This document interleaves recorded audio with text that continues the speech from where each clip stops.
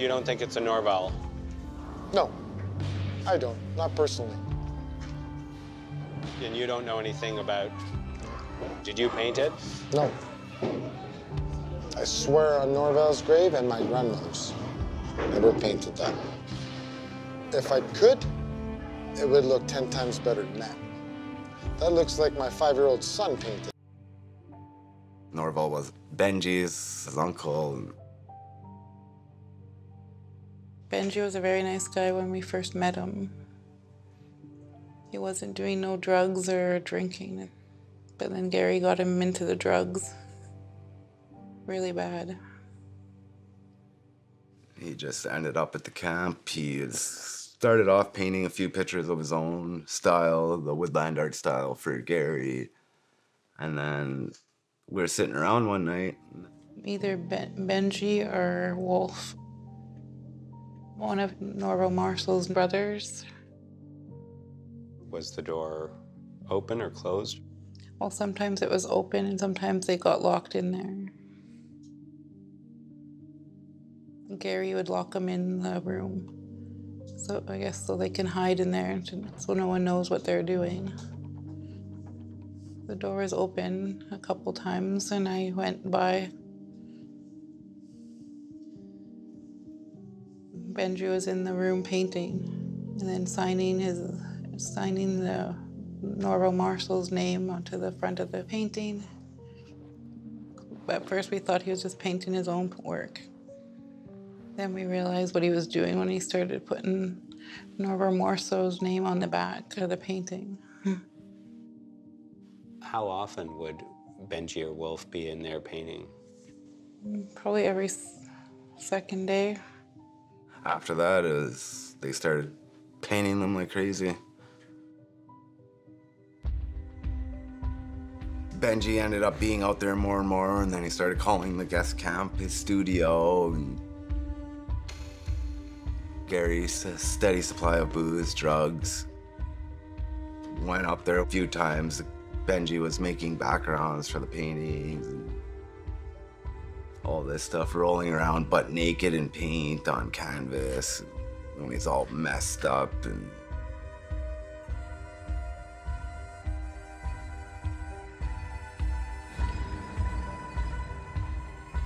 just a lot of weird shit.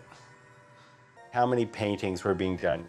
Hundreds, and lots of them were being painted at Benjamin's house in Collins, Ontario. And we would go meet Benji on the train and pick up all the paintings, and none of them had the syllabics or were signed. Why not? Because Gary, for some reason, didn't want signatures on them in case they got pulled over in transport. He didn't want the cops. Something like that.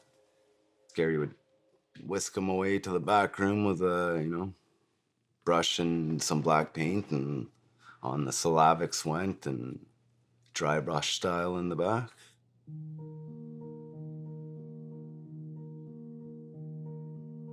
Some of them had dates in that.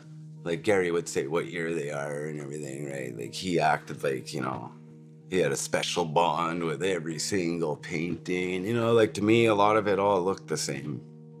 So I'd end up taking out, like, every picture out of the roll, and it's like, okay, is it this one, Tell me about where the supplies would come from. We'd go to Painted Turtle here in Thunder Bay. How are you? Good to see you. Just come see what you're finding. Yeah. I remember coming in and getting art supplies for Benji and Tim.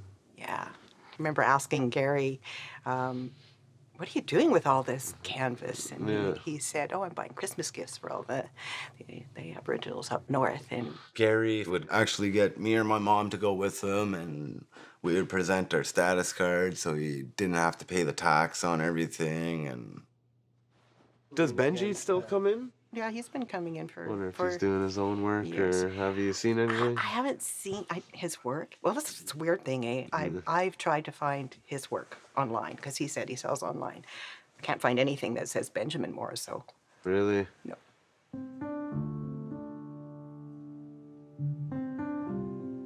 Who are the key people in the fraud ring? Gary Lamont and Linda Ketchick, Benji Morrisseau, and Wolf Morrisseau. Well, Gary got them to do the paintings. Benji was one of the painters, and Wolf was a painter too. And what was the website called? woodlandart.org or .com. It was just Norval Morrisseau art that Benji painted.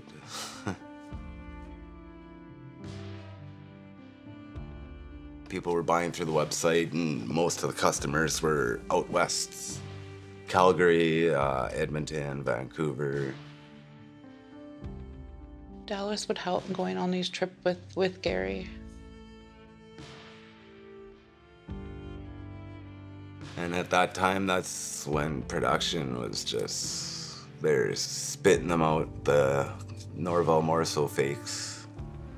It was crazy. That summer in 2006, 2007, we went to Calgary approximately 26 times in a 2-3 month period, selling art.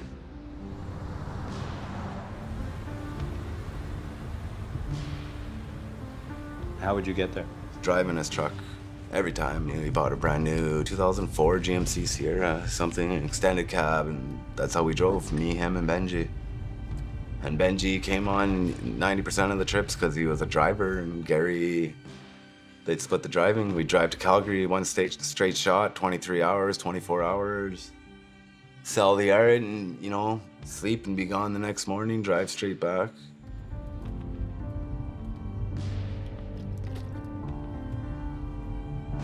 On every trip, it was probably about 30 paintings that Gary would bring. Average price was probably around $3,000 for paintings. And what was your sense of how Gary would pay? Well, Gary would pay Benji and Wolf sometimes in drugs and sometimes money, depending what they asked for. There was an incident with Benjamin, and they had a disagreement. I guess Gary wasn't paying him, and then Benji told them flat out, when the money stops, the brush stops. And then they had a falling out. Benji wasn't in the picture for a couple months, and then that's when Tim Tate came into the picture and started doing the fraudulent art at his house on York Street in Thunder Bay here. And then Gary and Benji, they're back in good graces again with each other. I guess Gary paid him off whatever money he owed Benji.